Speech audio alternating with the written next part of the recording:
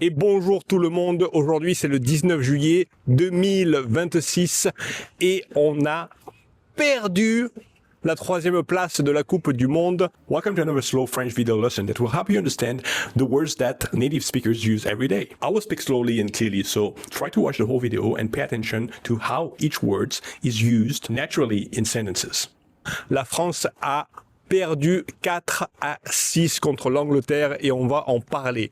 Donc je suis au parc Odori dans le centre de Sapporo à Hokkaido au Japon. Mais qu'est-ce que c'est que c'était que ce match de fou? Mais vraiment, j'ai jamais vu ça de ma vie. Bon, je regarde pas tout le temps le football non plus, mais je pense que c'était un truc assez rare parce que pour la première mi-temps de 45 minutes, on s'est pris une de ces claques comme l'équipe de France ne s'était presque jamais prise dans toute son existence et ça nous a fait beaucoup de mal, même si en fait pas trop parce que tout le monde s'en foutait. Et ça, faites attention quand vous le dites, quand vous dites tout le monde s'en fout. Tout le monde s'en foutait parce que c'est quand même assez vulgaire. C'est pour ça qu'ils l'ont pas pris sérieusement. C'est pour ça que les Français se sont dit « Ah, c'est un match amical, la 3e place. » Mais qu'est-ce que ça veut dire? Ça veut rien dire. Donc, on s'en fout. Donc, on laisse tomber. Donc, on fait pas d'efforts. Pendant la première mi-temps, on n'a rien fait sur le terrain. C'était vraiment merdique. C'était vraiment nul. Et d'ailleurs, l'entraîneur et d'ailleurs le sélectionneur de l'équipe de France, Didier Deschamps, qui a passé 14 ans avec l'équipe de France à l'entraîner, allait faire ses adieux, justement, quand le match s'est passé hier soir. Pour moi, c'était ce matin au Japon. Et c'est comme ça que l'équipe de France le remercie en se faisant exploser 4-0, mais c'est pas possible. Didier, il a halluciné en regardant ses joueurs se faire déglinguer, se faire battre à plat de couture, se faire exploser, se faire prendre une grosse claque, se faire prendre une grosse branlée. Donc, en effet, pendant la première mi-temps, on a eu très très mal. Pourquoi? Parce que déjà, le premier but, il a été marqué après 3 minutes. C'est quand même incroyable. C'est très rare qu'un but se fasse marquer dans les premières minutes de jeu. Donc à partir de là, c'était fini pour nous.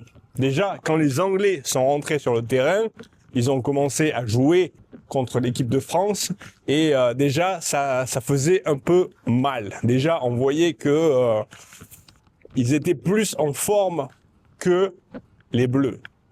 Et après, au bout de 3 minutes, boum, premier but.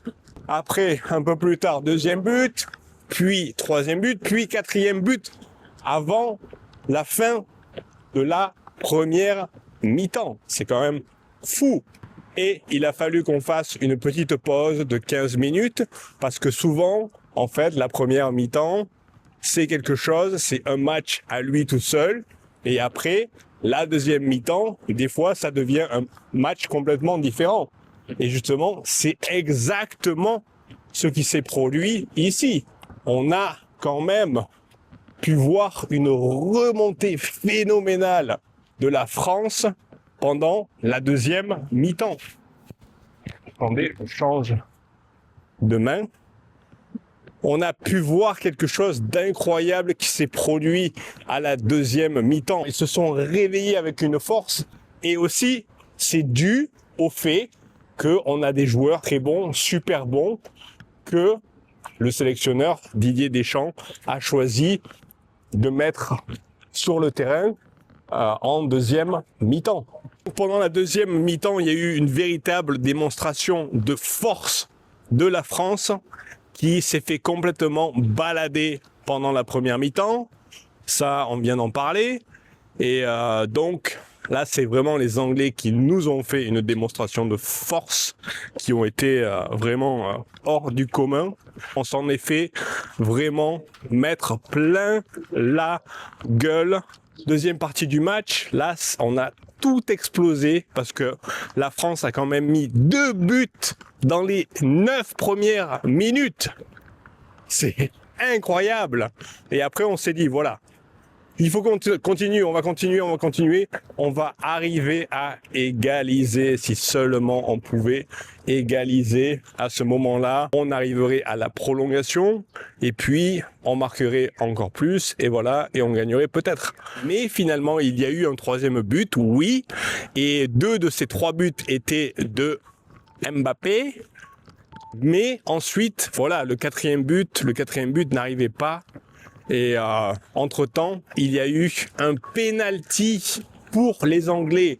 Et la raison pour laquelle je suis pas un gros fan de football, c'est parce que je déteste les penalties. Je trouve que c'est vraiment absurde. Mais attention, c'est pas seulement quand la France se prend un penalty que je trouve ça injuste. Aussi avec le Paraguay, je me suis dit, mais ce penalty, est-ce qu'il est vraiment légitime ? Même si le Paraguay nous avait vraiment fait chier. Et donc, je pensais vraiment que ce penalty était injustifié et que sans lui, oui, je pense que la France aurait eu une petite chance de gagner. Mais pas non plus énorme. Il aurait fallu encore que Olysée arrive à mieux viser et à marquer 1 but ou 2 buts parce qu'il a raté au moins 2 ou peut-être que c'était 3 occasions. Je sais plus, mais vraiment Olysée, c'est vrai qu'on a eu la chance de l'avoir en deuxième mi-temps, mais après il a un peu quand même merdé. Il a raté des buts qui étaient vraiment pas super difficiles à marquer, tu vois. Donc ça nous a vraiment emmerdé. Et puis sinon, pas de problème. On a perdu 4-6, mais on s'est bien bagarré quand même en deuxième mi-temps. On a quand même fait quelque chose de fou, quoi. Mais les Bleus ont vraiment eu la patate. Ils ont essayé vraiment de se rattraper et on n'était pas loin. Même si, en fin de compte, on perd avec 2 buts de différence. Voilà. Demain matin, et pour vous, pour la plupart des gens, ce sera le soir. Ce sera la finale entre l'Espagne et l'Argentine. Et voilà, je vais faire ma dernière vidéo football. Après, on passe à autre chose de différent, de peut-être plus intéressant, au moins intéressant, ça dépend des gens qui regardent, pour apprendre le français. Et maintenant, il pleut et je vais devoir rentrer à la maison pour manger. À bientôt!